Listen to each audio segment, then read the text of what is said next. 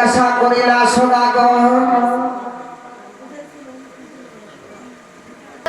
রজনী কালী প্রভাতে যাইব আমি বধুর জরুরি কালী প্রভাতে যাইব আমি বধুর জরুরি প্রভাতে সভাতে বসে দাদা চন্দ্রধর ছটায় আসিলেন তখন পণ্ডিত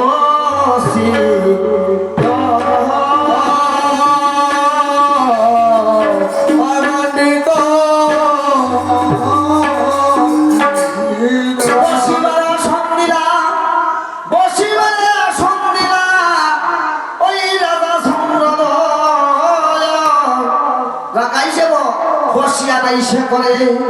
সমকারে কি বলে আমি নহে করে এখানে হারিয়া হত কোনটাই লক্ষিন্দরের যোগ্য হন্না কোথায় গে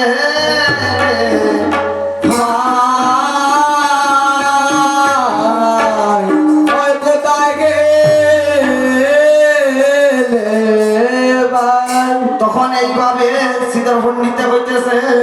মাতৃপক্ষে আছে পঞ্চপুত্র তেজিবের নারী পিতৃপক্ষে আছে সপ্ত শাস্ত্র অনুসারী এই মতে করিবে বিয়া সুরসদাগর নিকটে করিবে ব্যক্তি গোত্রে হতো ফকিরত নামে রাজা মথুরা নগরে আর ভক্তাপতি নামে হন্যা আছে তার ঘরে যখন শরীর সামনে ভক্তাপতির নাম 10 বার বিষ্ণু বিষ্ণু বলে রাম রাম রাম রাম রাম রাম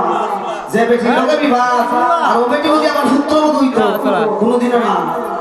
জাতিতে ভক্ত নিব না কে স্বল্প খুশি সান্দে বলে না হয়ে পূর্বে শুনে আসি